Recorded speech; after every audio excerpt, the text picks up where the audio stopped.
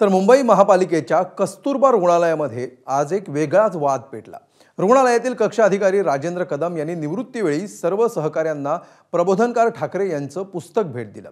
मात्र रुग्णालयातल्या महिला कर्मचाऱ्यांनी हे पुस्तक नाकारलं। यावरून वाद निर्माण झाला। नेमकं काय आहे प्रकरण पाहूया।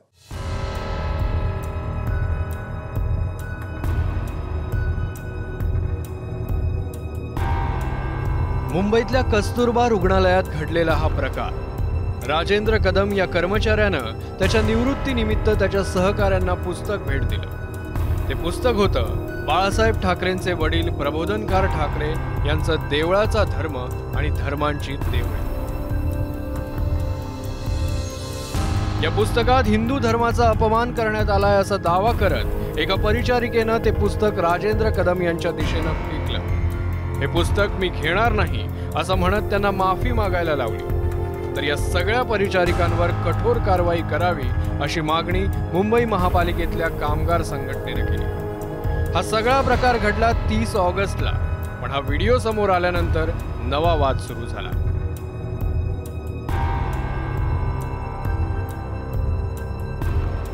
दरम्यान पुस्तक देणाऱ्या राजेंद्र कदम यांनी यामागची नेमकी काय भूमिका होती ते सांगितलं। मी त्यांना बोललोही, मी बहुजन समाजाच्या चळवळीत काम करतो, प्रबोधनाचं काम करतो। मी सगळ्यांना, बहुजन समाजाला सगळ्यांना मी माझं मानतो आणि मी तुम्हालाही आपलं मानतो आणि म्हणून म्हणलं तुमच्या जर भावना दुखावल्या असतील तर मी सॉरी बोलतो। मग सॉरी बोलल्याच्या नंतर सुद्धा श्रीजा सावंत परिचारिका यांनी माझ्या अंगावरती प्रबोधनकार ठाकरे यांनी दिनकरराव जवळकरांची पुस्तकाची माझ्या अंगावरती फेकली। तर हा व्हिडिओ पूर्ण न दाखवता त्याला जातीयवादी रंग दिला गेल्याचं या परिचारिकांचं म्हणणं आहे। ठाकरेंच्या शिवसेनेच्या नेत्या परिचारिकांच्या बाजूनं मैदानात उतरल्या आणि हे घडवण्यामागे कोण आकाय असा सवाल विचारत त्यांनी प्रकरणाला ट्विस्ट देण्याचा प्रयत्न केला। कोणीही पुस्तक झिडकारली नाही, फक्त नाकारली।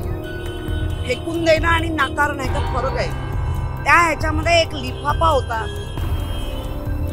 तो पडला।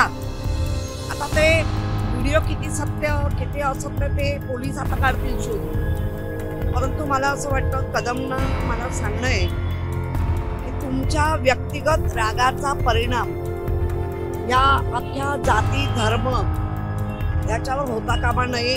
देश स्वातंत्र्य होण्यापूर्वीची पुस्तकं आत्ता वाटून तुम्हाला नेमकं काय मिळवायचं, याच्या मागचा आका कोण आहे, या कदमला चालवणारा आका कोण आहे, ते पोलिसांनी शोधून काढावं। ठाकरे कुटुंबाच्या वैचारिक आणि राजकीय प्रवासाची सुरुवात करणाऱ्या प्रबोधनकारांच्या विचारांचा आणि पुस्तकाचा मुंबईतल्या नामांकित रुग्णालयात अपमान झाल्यावर राजकीय प्रतिक्रिया येणं स्वाभाविकच होतं।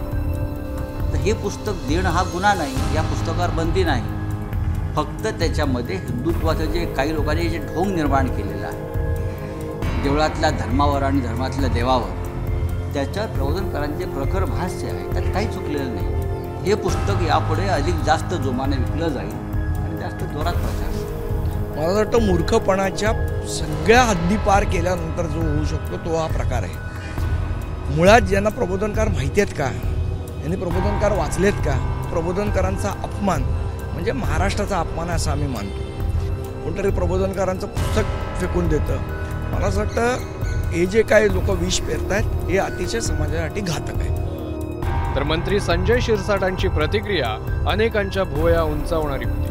हे बघा, प्रत्येकाला आपल्या लोकशाहीमध्ये प्रत्येकाला आपला अधिकार आहे, कुणी काय करावं हा त्यांचा प्रश्न आहे। म्हणून त्याच्यावर नाराजी किंवा तीव्रता आपली दाखवण्याची काही आवश्यकता नाही। असे अनेक पुस्तकं आहेत जे समाज उपयोगी असतात, समाजाला समाज सुधारकांचे असतात, ज्यांचा त्या प्रत्येक गोष्टीकडे पाहण्याचा व्ह्यू असतो, वेगळा असतो। म्हणून त्याच्यावर चर्चा करण्यापेक्षा त्याच्यात काय लिहिलं ते वाचणं आपल्याला गरजेचं आहे।